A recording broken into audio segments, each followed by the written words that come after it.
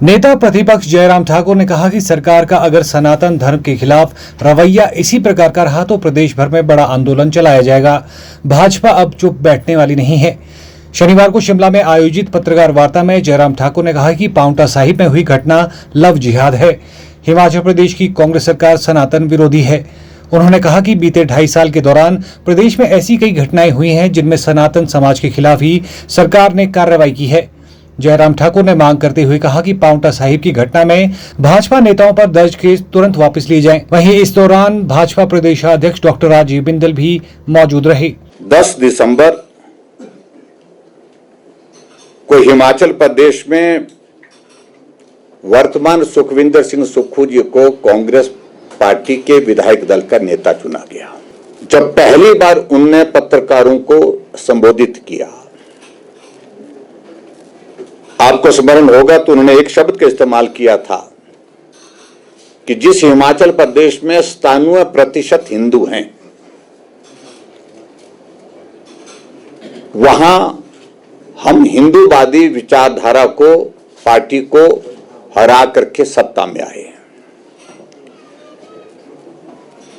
और मेरा यह मानना है कि यह कोई सहज कोई बात मुंह से निकली हुई बात नहीं है। इसके पीछे बहुत मजबूत जो है उनकी सोच का जो दृष्टिकोण है वो रिफ्लेक्ट होता है।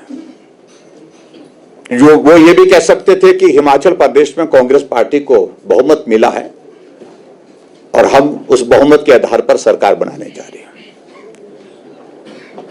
लेकिन विशेष तौर से पर्टिकुलरली इस बात को उन्होंने जिक्र करते हुए कहा कि 97% हिंदूवादी पार्टी को हरा करके हम सत्ता में आए हैं। उसकी वजह प्रमुख रूप से एक तो ये हो सकती है कि उनकी विचारधारा में सनातन को कोई सम्मान नहीं है, सनातन के प्रति कोई आस्था नहीं है, कोई श्रद्धा नहीं है। एक घटना घटित होती है जो आजकल बहुत बड़ा चर्चा का विषय बना है कि पांवटा साहिब में एक हिंदू बेटी को, जिसकी उम्र मात्र 18 साल 4 दिन थी,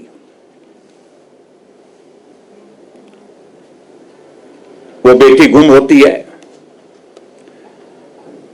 परिवार के लोग चिंतित होते हैं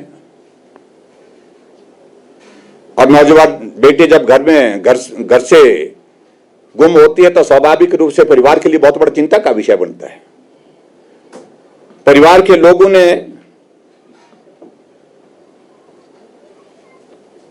5 तारीख को माजरा थाने में शिकायत दर्ज की, कंप्लेंट की कि हमारी बेटी गायब है, हम चिंतित हैं, वो सुरक्षित होनी चाहिए, पुलिस मदद करे, प्रशासन मदद करे उसको ढूंढने की। लेकिन पुलिस की कार्रवाई नहीं होती है। 4 तारीख की बेटी गुम होती है, 5 तारीख को कंप्लेंट करते हैं, एफआईआर दर्ज होती है 10 तारीख को, ठीक है ना, 10 तारीख को ऐसा बताया, हमको जानकारी बताई है। और ये सब जो है पुलिस को, प्रशासन को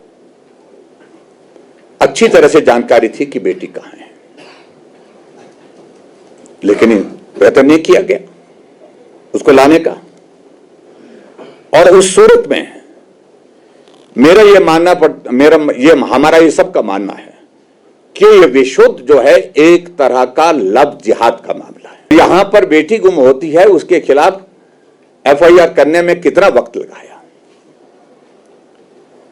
और जब हालात इस प्रकार के बन गए कि पुलिस उसमें रुचि नहीं दिखा रही थी, सरकार प्रशासन रुचि नहीं दिखा रहा था बेटी को ढूंढने में, तो लोग सड़कों पर निकले। जनप्रतिनिधि होने के नाते हमारी पार्टी के प्रमुख लोग भी वहां पर उस सारी चीज को लेकर के कि एक इस आंदोलन में जो जन भावनाएं हैं उनको हम थोड़ा व्यवस्थित करें, उनको कंट्रोल करें, उस दृष्टि से जिम्मेवारी के साथ हमारे पार्टी के सम्माननीय अध्यक्ष डॉक्टर राजीव बिंदल जी भी वहां पर उपस्थित थे, हमारे पूर्व मंत्री सुखराम चौधरी जी भी वहां पर उपस्थित थे। लेकिन विचित्र बात यह है कि दोनों के खिलाफ में बाद में मालूम पड़ता है कि 307 में इनके खिलाफ ही मामला दर्ज किया गया।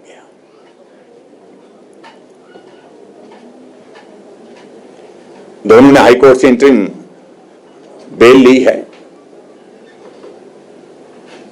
लेकिन 307 किसके खिलाफ दर्ज होती है?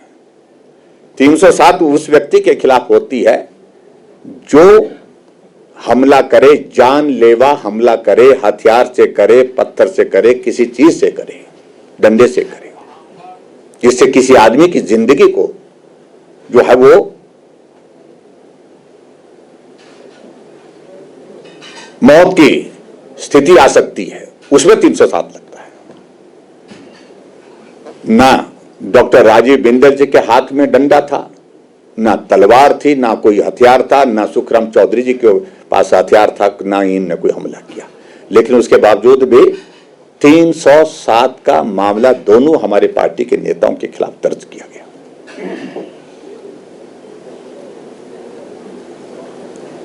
इसलिए मैं इस पहले से मैं जो पृष्ठभूमि में जाकर के जो हिंदूवादी पार्टी को हरा करके आया हूं, तो उसका रिफ्लेक्शन यहां पर दिख रहा है।